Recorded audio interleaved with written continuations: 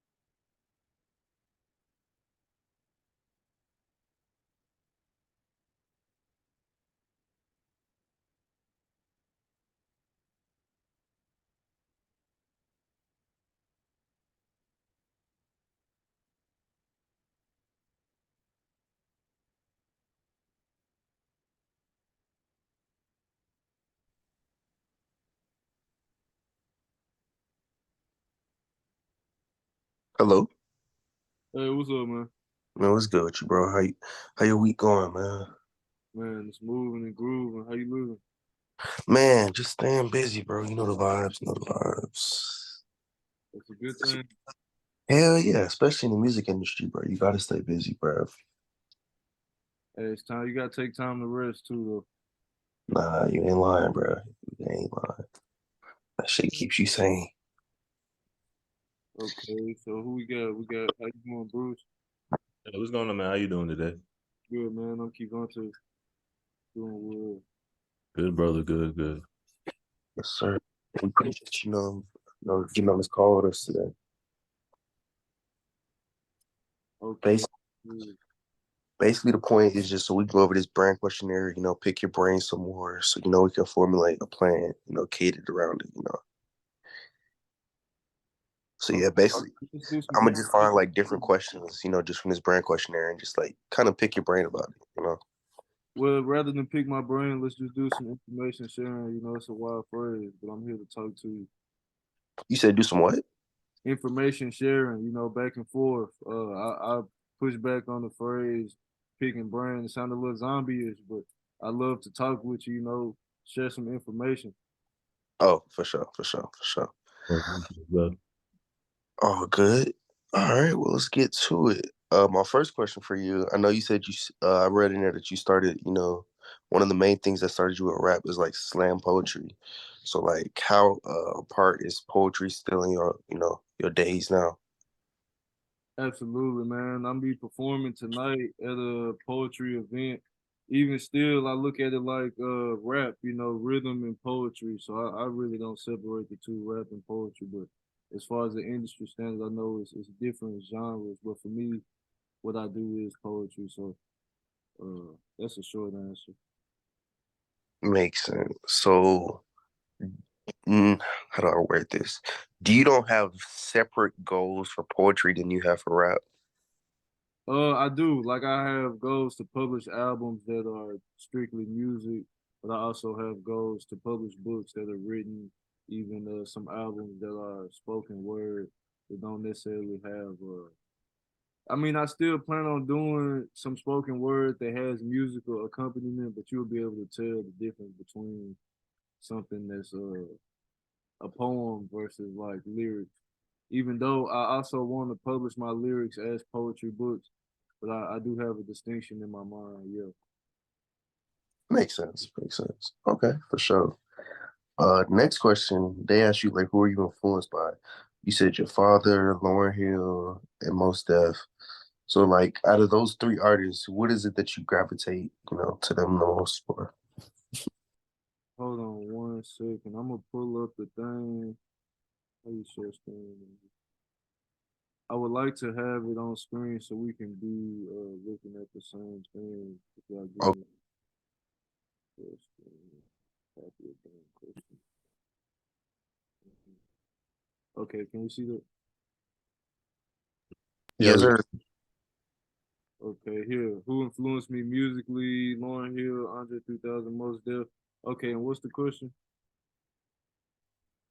My question is like, what made you just gravitate specifically to these artists? Like, what do you, yeah, why do you resonate? My dad, I resonate with him because it's my father. As a young man, it's always like, oh, I want to be like my dad. Seeing him do something, it's like, okay, I can do that. We look alike. We got the same genes. That part is natural. Lauren Hill, when I first heard her music, I heard To Zion, and the song really resonated with me on like all sorts of levels. I think like the spiritual level, the musicality level, the lyrics, and just in general, the way she present herself as an artist is kind of raw and vulnerable, but also clearly talented. That's what drew me to her, and real natural. You see the cover of her album, you see her hair, got the earth tones, those sorts of things. I resonate with. And then Andre 3000, similar vibe, but he's more. For me, I connect with kind of the eclectic. Even the word outcast, like a black sheep, sort of this person who's clearly being themselves or their presented version of themselves that's outside of the norm, but also celebrated for his lyricism, his writing ability, his expression, the way he was able to produce the flows, and he's very southern. And then I could say the same thing about Yasin Bey, minus the southern part, still very eclectic and expressive. I think all three of those people also have a connection to poetry. My dad as well. Not so much poetry, but just being yourself. He from out east, and so with these artists, and then Sun Ra, he's definitely out there kind of space person. So to answer your question, just kind of how they are presenting themselves uniquely, but still connecting with people. They got some sort of ability that resonates with listeners, me especially. For sure, for sure. And if bro. you had, go ahead, Bruce, my fault. No, I just said dope stuff. All those are pretty eclectic artists, very creative, very thought provoking, very themselves, if it makes sense. Yeah, we on the same page with that. They Yeah. like it's like they unique and they kind of stick with you. It's like a flavor that you will never forget, and it keep you thinking. Like it resonate in your head, in my head. Yeah. And very true to themselves, all of them. Sunrise, Most Def, Three Stacks. They're all true to themselves creatively and as people, spiritually. I get it. I get it, bro. Yeah, they unforgettable. It's like all right, boom. But also, it's like the music really moves me. The sounds, the expression is powerful. No, most definitely. Yeah, yeah, Ty, you good, man. Okay. I like that. Bet. Shit. My next question I was gonna ask is like, out of those three artists specifically, like, if you could have a similar career to any of them, who would you pick? I don't know if I would pick one. If I could have a similar career, I think all aspects. Like my dad, I'm a kind of answer all of them. I can't pick one. I don't really got that in me, but they all have a level of expression. Like okay, they stay true to themselves. I like that part of it. My dad, he pretty much stayed in his area. I think it's important to be rooted in home. A lot of people I think about Usher. He from Chattanooga, but most people don't know that. I don't think he really stayed rooted. But for me, that's something I would love to do is stay rooted in Nashville, out east specifically, Hermitage, just Nashville in general. Lauren Hill, I think she did something amazing by transcending New York, but also going into like the Jamaican sphere with her family and even evolving the genre. Andre 3000, what I like about his career, he really just evolved from just like a hood rapper to this alien type of personality to a actor and flutist and just really constantly evolving and reinventing himself. Similar with Yasin Bey, he changed nationality and he ended up being an actor as well. And Sun Ra published many books as a jazz artist. He was an orchestra. So I want to do something in my career that really just grows and evolves. You see it like unfold like a multi-layered. All right, that makes sense for sure, for sure. Yeah. Uh, you the next question I was gonna ask was about the one right under it, and it was like how you got started with music, and it was saying like how you got started with a group. Are you still like in a group or not? No, I'm not in the group currently, and I think I've grown from my perspective on groups, but I did get started in music one watching my dad do it, and he showed me how to use Fruity Loops and record. But then I started taking it serious. I was already writing poetry and performing at school, and I had some group of friends that was taking music seriously. They was recording and stuff, and so they was like, "Bro, come rap with us." And Soul Student Advisory Council evolved into another group and another group, and they still out there making music today. But I really realized like myself, what I offer is unique, and I think it makes more sense for me to just express myself and stand on my own too than try to join my.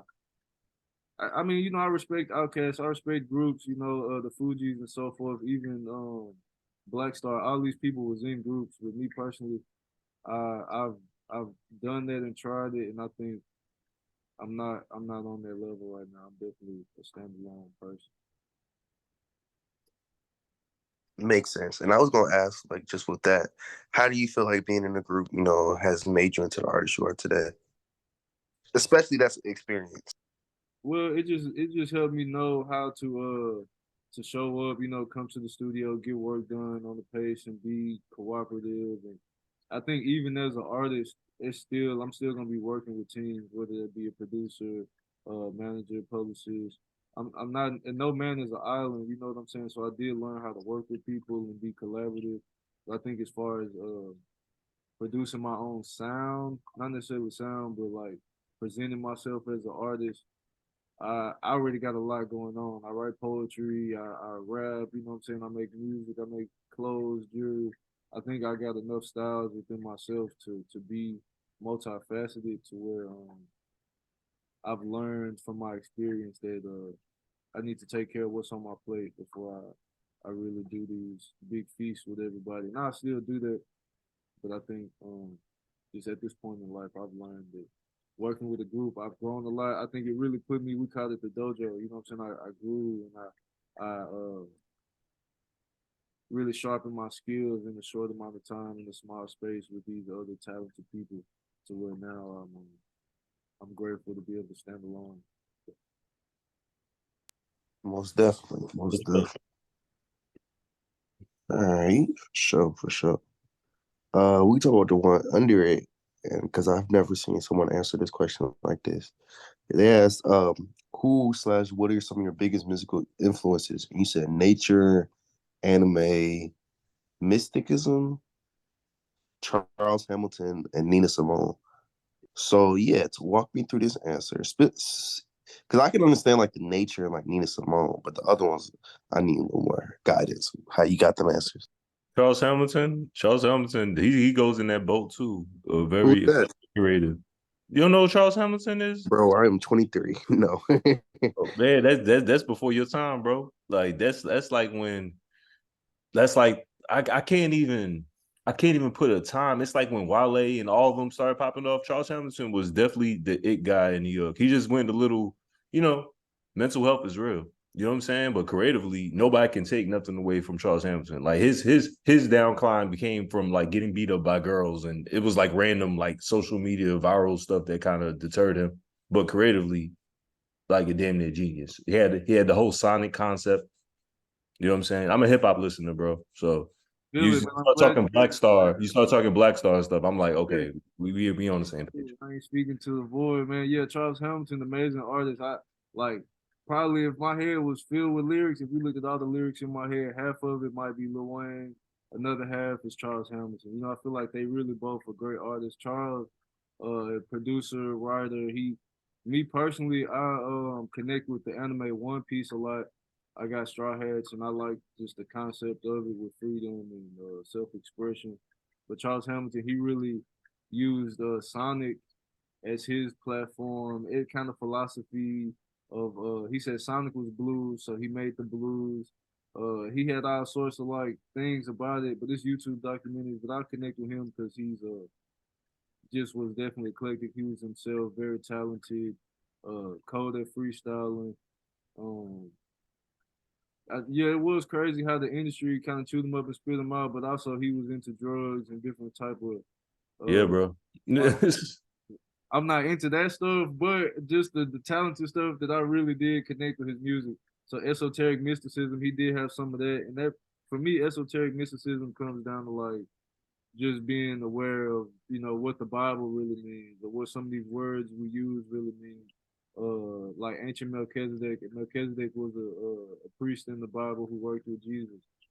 Just sorts of things that's probably prevalent in everybody's lives, but we don't necessarily see them because they are either foundational or being intentionally hidden from us. But these sorts of things I make plain in my music, in my writing, in my lifestyle. I think those sorts of things is also eminent and foundational to anime. We really don't necessarily, if you don't know what you're looking at, you wouldn't really pay attention to it. But me, I've always been into that stuff, knowing kind of. I studied Latin in school. You know, people took French and Spanish. I took Latin. I wanted to know what these words mean. You know, like lawyers and doctors and stuff that people was important people was using. Nina Simone, we born on the same day, the cusp of Aquarius and Pisces, and she's really eclectic as well, but also very powerful and can connect with people. She played the piano.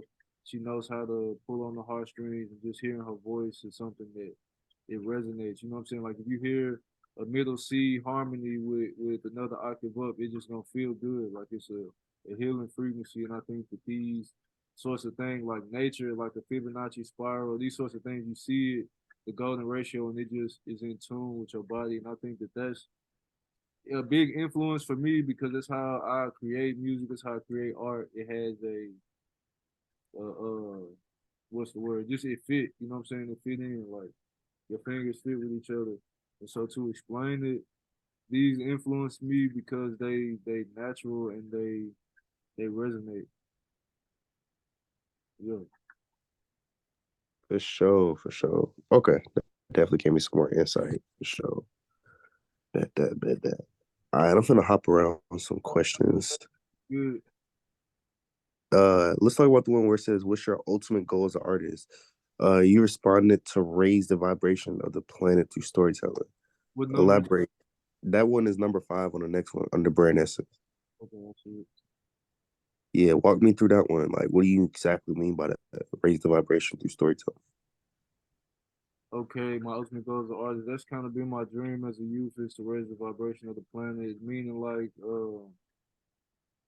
so we talk about just to put it simply, just make people grow, you know what I'm saying? Do better, to increase rather than decrease, to raise the vibration of the planet, meaning like one day you feeling low, the next day you feeling good. You know, it's just like a uptick. He's like, dang, I listened to that song, or this my pick me up song, or I put on this necklace or this chain and like it's my armor. You know, it's the sort of thing that really it gives you a boost. And so that's simply, but then to get more complex, raising the vibration, we could talk about like hertz, frequencies, or using like certain metals and crystals or different smells. For me, storytelling is that way to go because it's like even talking to y'all right now, this is storytelling. Or reading somebody's post, the caption is storytelling.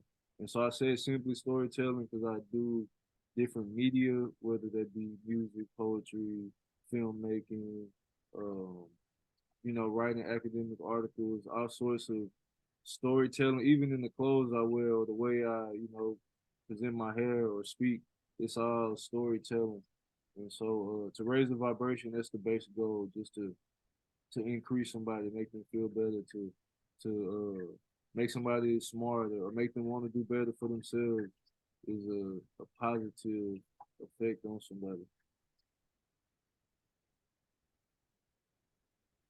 For sure, for sure. That does make more sense. I just didn't know exactly what you meant the way you had worded it at first. Thanks for the question. I really Yeah, like to make stuff simple, make it plain, like Malcolm X said, make it plain, and then get more complex if we can go there. for Oh, sure. speak to the lowest common All right. then Shit, let's talk about number 3. You said, what are your hobbies outside of music? You said poetry, jewelry, and filmmaking. Like, you said these like your all-time hobbies or hobbies that you still actively do like right now, like recently? yeah, all of these are active, all three of them. But I said I'm performing poetry tonight at Mood in North Nashville. I got a jewelry class. I take jewelry class twice a week. I went to film school, and when I make a TikTok or I post a reel, it all has elements of filmmaking in it. Even how I blurred my background. You know what I'm saying? Filmmaking, I think, is something integral to how I present myself. But yeah, Gotcha. that's my ultimate goal is to produce films, write, direct, and produce. What type of films would you like to make? Or Hello? Yeah, I ain't hearing that. You taking what type of films I like to make? Experimental, but also big blockbuster films. So kind of like I don't know if you know about Terrence Nance. He do like some experimental sorts of films, but then the big blockbuster film like Harry Potter or Lord of the Rings, like these Star Wars, massive universes, culture shifters. You know what I'm saying? Those type of films I have in mind as well. awesome, awesome. No, that was just interested in just seeing how you use some of your studies into like filmmaking. Yeah, like a Harry Potter mixed with the Boondocks. I got a film like that. But I also got like real trivia kind of films. Like I got one called Atlantis, The Middle Passage, and it's a documentary, but it got a lot of wavy effects into it, kind of like visual drugs.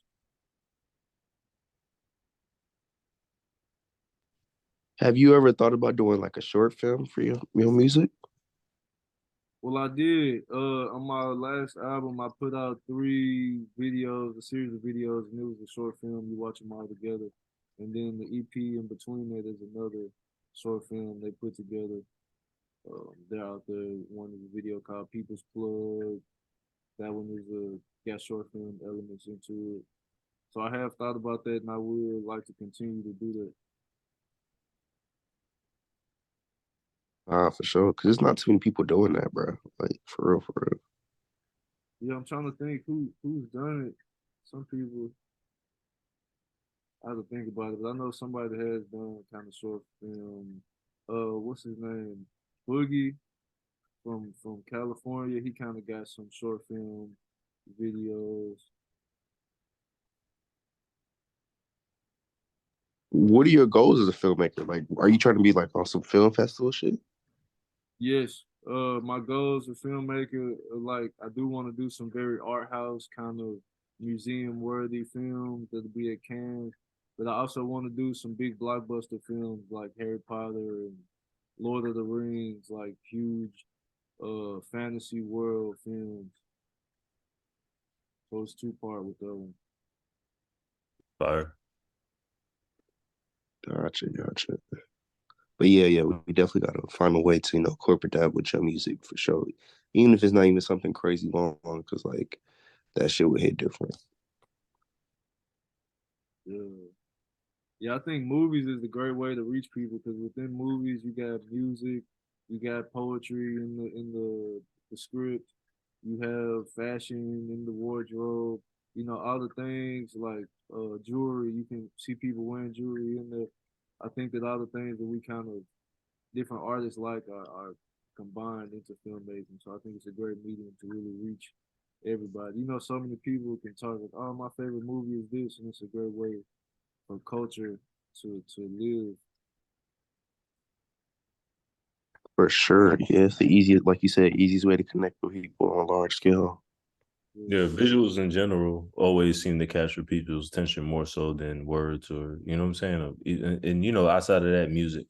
So like visuals and music always key components. Absolutely. All right. Bet. I hopped around. I'm actually like on the last question. They said which social media platform is the best way to, reach your ideal fan? You said TikTok, Facebook, and Instagram. So my question for you is like out of those 3 social medias, which one are you the best at and which one are you the worst at? I don't really know how to judge myself on it. I think I've been spending a lot of time on TikTok recently though, just because I feel like the algorithm just moving different from me. Like I might post some on Instagram and get like 100, less than 100 likes or engagement and so forth. I just turned my page private on Instagram. I feel like Instagram for me has gotten a little messy, and then Facebook is definitely like so family dug in. I'm actually cool on Facebook. I've maxed out on my friends like 3 or 4 times, but they kind of fluctuates. But TikTok for me is more like new and novel. Like so, if I post something, like I got my music, my poetry, my jewelry. I'm a dad to a 2-year-old, and I'm also a dog dad to a puppy. Uh, and so I've been posting a lot of different content, and every time they perform differently. I don't think I broke 1,000 views on anything yet, but it's consistently like 200 to 800.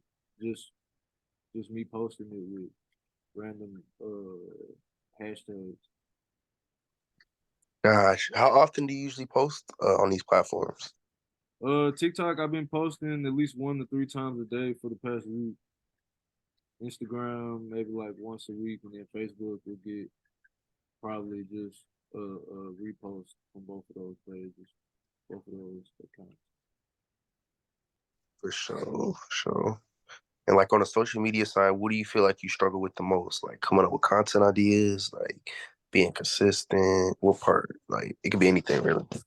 Probably all around. I just use it like what I'm saying. Probably marketing would be the actual thing, like actually putting an audience to it and putting like some analytics and actually reviewing the performance and making it grow. for me, it's more of dip my foot in the water rather than like take it serious. Okay, this is a strategy. These are the targets, and this is like the budget I can put behind it. I've always kind of just been like on the outside looking in at the social media optimization. Nah, for sure, bro. You already. So I'm guessing you already know what SEO is. Yeah, I know what that is. Exactly. So yeah, that's literally what it is. It's just playing that game and trying to get your SEO up. So like on Google, that shit just immediately pop up. Yeah, I haven't put much effort into that. Like I've researched it, I know what it is, but I haven't put my energy into it. I might have put some money in a couple times, but surely it could have been better. I ain't gonna cap, bro. A good way to do that, it's really just like strategically work towards that, is really just trying to get like some blogs and like article write-ups.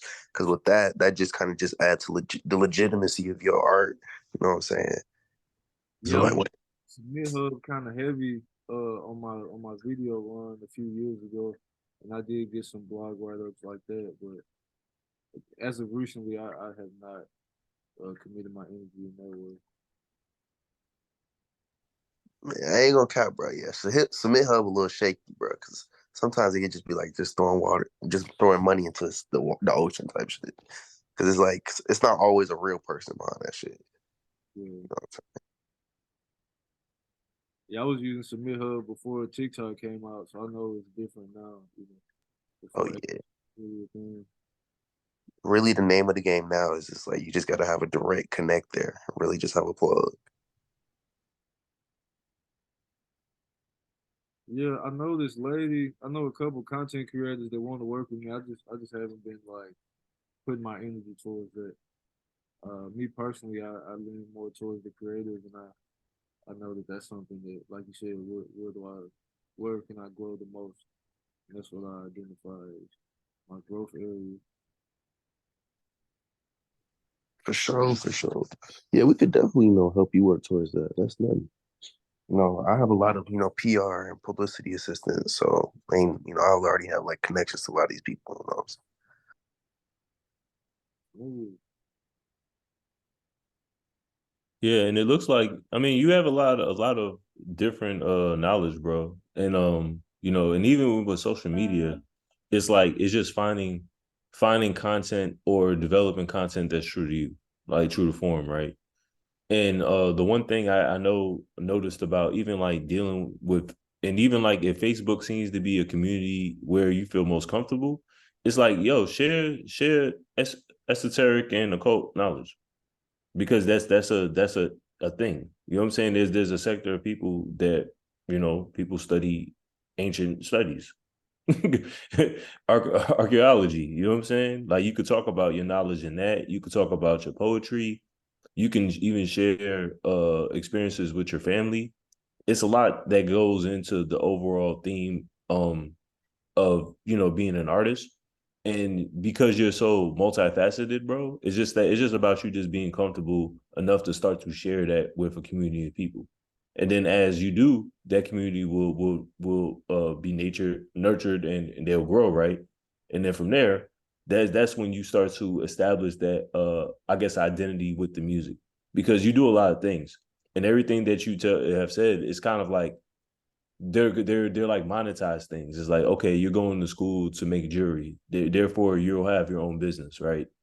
Right there, you have your own books and poetry. That means you're an author, right? Those are things that you can add to your artistry, and then add the music, because those are all like, I guess, components of like business, that you can kind of position yourself to kind of help fund the music side.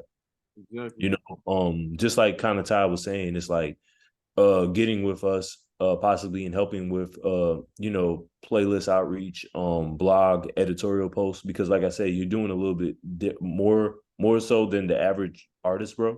And then you think about the sector of music that you're making. You're not making like Nashville music, just be honest.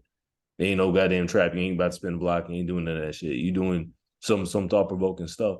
And then the way I look at it is that because I'm into thought provoking stuff, I look at those communities, and it's really based on how consistent you are able to build and educate those communities as you're putting and releasing your music. I know an artist in Detroit, he's very much into esoteric knowledge, into shrooms, into better health. And that's the majority of his posts. And then occasionally he'll drop like, okay, here's a visual, here's a visual, here's a freestyle. You know what I'm saying? And even though his music is that good, people are starting to familiarize him with just better health, better living. You know what I'm saying? And like I said, those are the components that you kind of already have. Like even thinking like TikTok, it's like, yo, you could break down the Bible, you could break down Egypt, the pyramids. You know what I'm saying? There's a lot. You could break down astrology. You know what I'm saying? And all those have science fundamentals attached to that. And then you know how that goes. And then now you have a community of people that just knows to get insight and knowledge from you. And then when you start to provide other value like your jewelry and music, they're gonna just go with it because they're already kind of in tune on what they expect from you. If it makes sense. Yeah, yeah, absolutely. I think you saying what I've been thinking. For me, I know what I need to do and kind of how to do it. It's just like you said, staying consistent and really building that community. And so I feel like that's what I've started to do on TikTok this last week, and just really post a little bit of each sector of what I got going on, like the poetry and so forth, and just seeing how it go, being consistent. And yeah, I think I just gotta lean into it, actually commit and put more into it. And I think having this sort of meeting with y'all, where I'm at actually is probably knowing that I got a lot going on and really recognizing that I could use a team, that I could work with a team and somebody who almost like an accountability partner, or like, all right, I know I'm not really good at the SEO stuff, or I can be good at it, but I don't have the capacity or desire, which I can grow into that and I will. It's just at this stage and point, I kind of just need to delegate, some sorts of things, and also maybe work with some people that are more experienced and committed to certain things, and that can keep track and progress, and analyze where things are going. Because like I said, there's a lot that I'm putting out and that I can. So I got 5 minutes left, but I think this is a good thing, and if we can maybe talk a little bit about how to work together, or what the plan is, or maybe one of y'all will have to set up a meeting. It look like I got 5 minutes left on my. Yo, and I was gonna tell you, bro, like that's perfectly fine. Because kind of why we kind of angle artists to work on a brand questionnaire is so that we get the great understanding of you as a person and your music and your vision for what you're trying to create. And then from there, and we can have another meeting next week. I'll be able to have somewhat of an outline for a 12-week plan.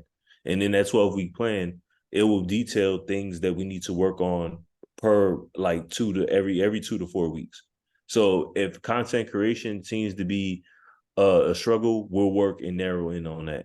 If it's like actually setting up tentative dates for releases, we'll work on that. If it's like, yo, bro, I just need access to photographers or videographers in the city, okay, cool, we got that. Curated, I need outreach to editors and editorials, blogs, magazines, whatever, we got that.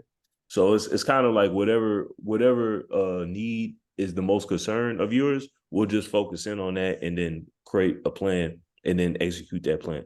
That's all it is, bro. Like I said, there's a lot that you said on the call that I'm just intrigued because I'm kind of into that. Like, you know what I'm saying? I listen to the Kapalion every night. People don't know that. You know what Yeah, I'm saying? I'm very much into like tap in. the tablets and the and Thoth, and you know what I'm saying? I'm very much into that. Like that's just my natural thing because that's the rules of the universe. Once you and Ty, I know this is kind of above your head, bro, but it's like once you get into that type of theory, because when people think occult, they think cult like Illuminati. Now, occult is the ancient knowledge of what the earth and the world and the universe is governed by, like the flower of life. That's what that is. So when you read the Bible, you know exactly some of the things that actually were true. What's the reality of these actual lords and real people? That's all knowledge. That's why I do in my spare time. Gotcha. And, you know what I'm saying? Like, yeah, yo, bro, you'll be enlightened. I'll tell you that. It'll tell you. I guess I say it like this. It'll give you a better pathway on how to live your life. You know what I'm saying? Like that's the best way I could. It's like literally a pathway to show you how karmatic energy is real, how the law of correspondence works. As above, so below. As below, so above. Yeah, I study this shit.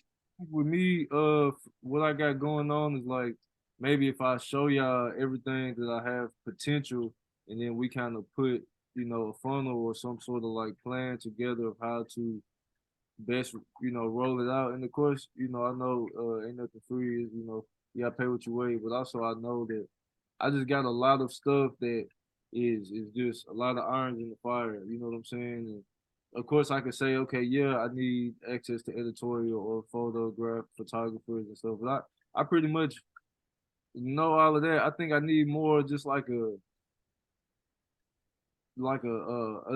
said the word accountability partner. I really don't know the word for it, and it's No, that's right, bro. You said it. You said it the best way. Like you want somebody to like be there every step of the way and make sure that things are getting executed and that things are organized. Because again, you have all these businesses, you have school, you have a family, you have just got a new kid, like all that stuff, right? There's only 24 hours in the day.